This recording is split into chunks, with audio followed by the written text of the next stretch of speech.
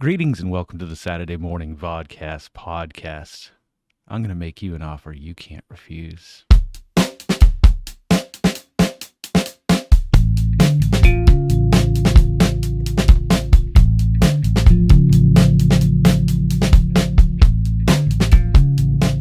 Hey guys.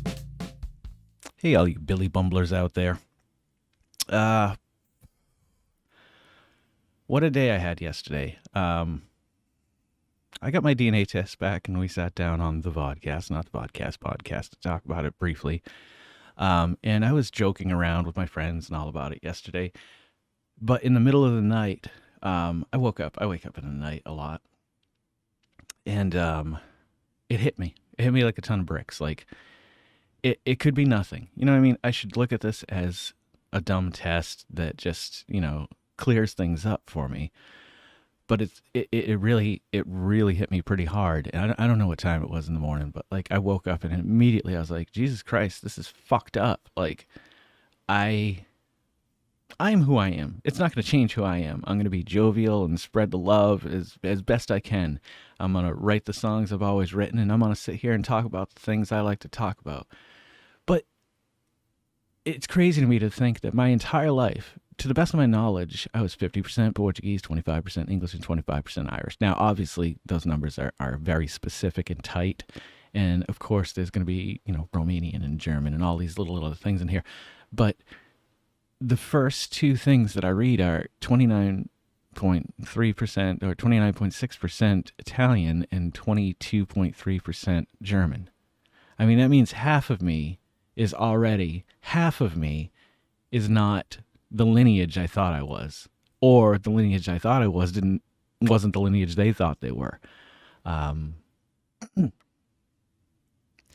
always had thoughts, never really had a reason to pursue it or whatever, that my father wasn't my father. And it's not that I disliked him. I only knew him for 7 years. And the pictures I see of us together, I mean, we did a lot of things together. And I remember being in the basement in Mendon, Massachusetts, and we were working on something. We were building something. Or he was building me bunk beds. And I remember there was a dead mouse. But my memory is so cloudy. Like, I can't see through the haze of the years anymore. Like, I never could, though. Like, I don't remember. I remember moving to Massachusetts and going to Galligan the year after my father died. But my mother said that he died while we were already living in Taunton, or when we were still living in Mendon. And I swear to God, I remember it being in Taunton. Like, I remember getting on the phone the night that he died. And I remember, I can't even remember his words. I'm sorry. But my point being is that I can't remember his words that night. I can't remember anything. Like, it's really weird. I have like flashes and pictures. Like, I can look at a picture and there's like a 50-50 shot that I'm going to be like, oh yeah, I kind of vaguely remember that. But most of the time it's like, I don't remember that. I think a lot of people might say to, just brush it off. It doesn't matter. But it matters more to me than it ever did before, I guess. Because it confirmed a lot of things for me. Like, it doesn't matter if my father was my father. The memories I do have of him are good. They're good memories. Like, I don't have any memories of him, or maybe I don't have any memories of him being violent or angry because I blocked it all out and I don't remember anything. I don't know. But to think that discovering that information and not needing to know more seems crazy to me. Like, I have to know now. Like, I have to know, why am I 29% Italian and 22% German when those are two nationalities I had no reason to believe I had any blood of. I mean, there is Portuguese, I think, but I did the math. I looked at all the percentages, and so the Iberian Peninsula area, or the Iberian region, is mostly Spain, Portugal, Morocco, El Allegro. I can't remember this, like one or two other smaller countries there. And 8.6%, 8.4, 8.4, something right around there is Spanish. So that means that at the absolute most, based on these numbers, give or take a percentage or two, I'm less probably than 5% Portuguese. And it disturbs me. Like, I mean, I'm interested and I'm very happy that I got this test and I was able to take it. And I appreciate my wife for thinking about me, because I think I'd avoided the subject for so long that I started to kind of like make myself believe that it didn't matter. But I guess after my mother passed away, it was like, Jesus, I have no one now. I mean, everyone on my mother's side of the family except for one aunt is dead, as far as I know. And I have two brothers and a sister from my father's side of the family when he was married the first time. But after he passed away, I saw them. I saw my brother David for several years after that because he lived on the third floor in our house, until my grandmother needed to move in there because of that doesn't matter. So my brother David, I remember I spent time with him when I was a kid. Not a lot, but like on the weekends, he used to work on his motorcycle outside. And I remember going to this plane hangar once with him. I don't remember what it was for, but I remember just sitting around with his son. I think it was David as well. And they talked. I mean, we talked, and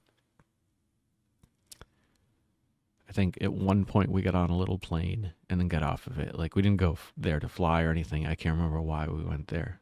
I didn't spend a lot of time with him. The last time I saw him, I was about 16 years old. I've told you this story before. I was at a yard sale. I was working at a yard sale for the Windsor Street Baptist Church youth group thing. And I saw him pull up on his motorcycle. And I was like, holy shit, I haven't seen him in years. I was so excited. I was like thrilled. And I remember running up to him, and I had, my hair has always been pretty long. Well, in my, later years, 16, 17, 18 and up or whatever. And the first thing he said to me, and only thing he said to me was, if your father was still alive, he wouldn't let you have that hair. He'd make you cut that hair. And so that's that side of the family. I think, I don't know what the story is about why my father divorced his first wife or why he married my mother.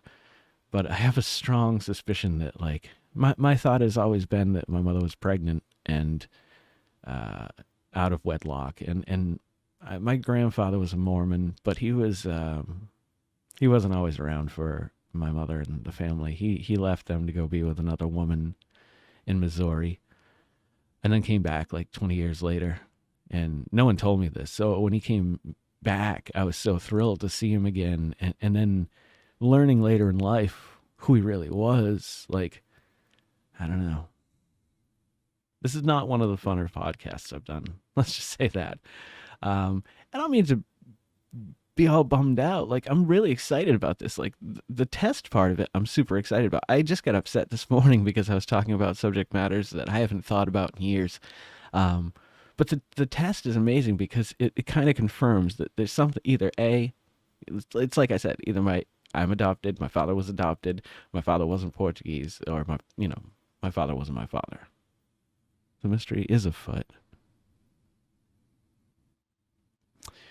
Well, you guys, thank you for stopping by and checking this out. I'll keep you informed of the mystery as I discover more, hopefully. Let me know in the comments below what you would do if you had this type of reaction when you checked your DNA test and discovered that at least half of you was not the person you were told you were. Not the person, but the lineage or the nationality you thought you were. Don't forget to like, comment, smash the like button, hit the little bell icon to let you know every time I put out a new video or a podcast. Don't forget to make somebody smile today and take care of each other out there. I'll catch you guys in the next episode. Good morning, good afternoon, and good evening. Jason, Audi 1000, 3000, 5000, 7000, 9000, Audi 9000. Out. Howdy. Howdy. Boy, howdy.